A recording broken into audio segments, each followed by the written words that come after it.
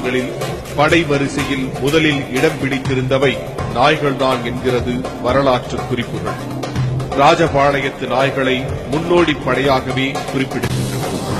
போர்களின் போது எதிரிகளின் நடமாட்டத்தை துப்பு சொல்லவும், குறுக்கு வழிகளை கண்டுபிடிக்கவும் படைகளுக்கு முன்னே நாய்களை ஓடவிடுகிற உத்தியை நாயக்க மன்னர்கள் கையாண்டிருக்கின்றனர். ஆனால் வேட்டைக்கு பெயர் பெற்ற சிப்பிப்பாறை நாயின் பூர்வீகம் தமிழகம்தான். வேட்டைக்காகவே படைக்கப்பட்டது போன்ற தோற்றம் கொண்டவை. சிப்பிப்பாறை நாய்கள் எப்போதும் சீற்றத்துடனே இருக்கிறது. குறிவைக்கும் விலங்குகளை எளிதில் கவுவதற்கு வாகான நீண்ட முகம். சங்கரன் கோவில் சுற்றுவட்டார கிராமங்களில் சிப்பிப்பாறை நாய்ப்பண்ணைகள் அநேகம். ராஜபாளையம் சுற்றுவட்டார காடுகளில் சாம்பல் நிற முயல்களும் காட்டுப்பன்றிகளும் அதிகம். வேட்டையின் போது சிப்பிப்பாறை நாய்களின் இடையிலிருந்து இவை தப்பிப்பது அரிது. வயல்வெளிகளில் தாழப்பறக்கும் காடைகளையும் கூட விரட்டி பிடித்து வேட்டையாடும் இந்த சிப்பிப்பாறை நாய்கள்.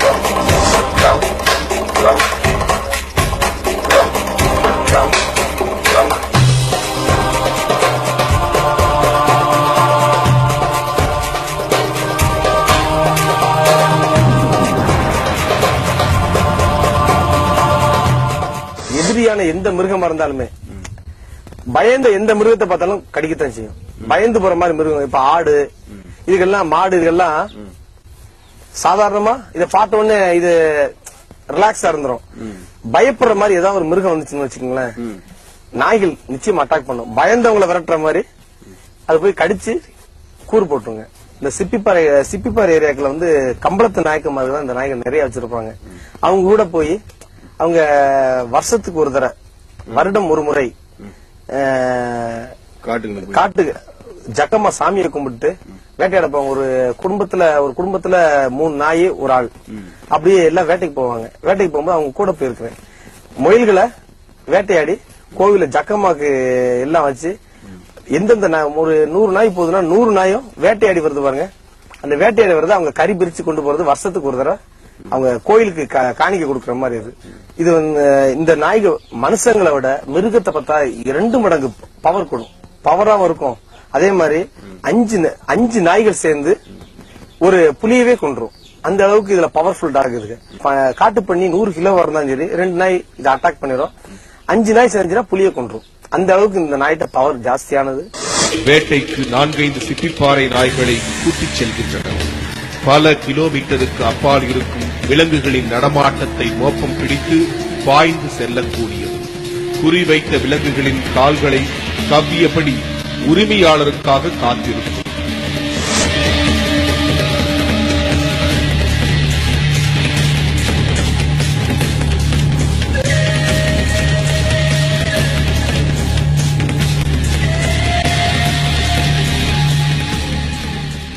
இதனுடைய குண அதிசயங்கள் என்னன்னு நீங்க கேட்கீங்கன்னா, இப்ப நாங்கள் வளர்க்கும் போது எங்களை பிறர் எங்களை தொட சம்மதிக்காது. இப்ப நீங்க எல்லாம் என்னோட ஒன்னா சேர்ந்து இருக்கும் போது ஒண்ணும் செய்யாது. தனிப்பட்ட முறையில எங்களை தேடியோ எங்க வீட்டினுடைய கதவுகளை தொடவோ எங்க வீட்டு அருகே வரும்போது உள்ள வர விடாது. வீட்டுக்குள்ள வரும் பொழுது ஆட்களை கடிக்கக்கூடிய ஒரு சூழ்நிலையை உருவாகும். மற்றபடி எந்த ஒரு உசுப்பிராணியாக இருந்தாலும் சரி, அது பாம்பாக இருந்தாலும் சரி, அது எங்களை எழுத்து வரக்கூடிய மிருகங்கள் என்ன மிருகங்களாக இருந்தாலும் சரி, எங்களை தாக்க வரும்போது இந்த நாய் எங்களை காப்பாற்றுவதற்காக எங்களுக்கு முன்ன ஓய்விடும். அப்ப நாங்க பல தடவை பார்த்திருக்கோம்.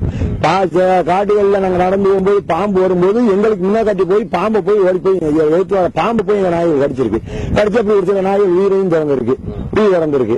அதே கணக்கா மற்ற எந்த விலங்குகளை ஒப்பிட்டு ஓட விட்டாலும் சரி, ஓட்டத்தில் எங்க நாய்களை மிஞ்சுவதற்கு நாய்கள் இல்ல. அதோட சென்சஸ் ரொம்ப ஷார்ப்பா இருக்கும். மற்ற நாய்களை கம்பேர் பண்ணும்போது அதோட சென்ஸ் ரொம்ப ஷார்ப்பா இருக்கும், ரொம்ப இன்டெலிஜென்டா இருக்கும். டக்குன்னு சொன்னா புரிஞ்சுக்கிறோம். சோ ஒரு ஹோம் கார்டு, சப்போஸ் உங்களை வீட்டோட காவலுக்கு பெர்ஃபெக்டா மேட்ச் ஆகும்.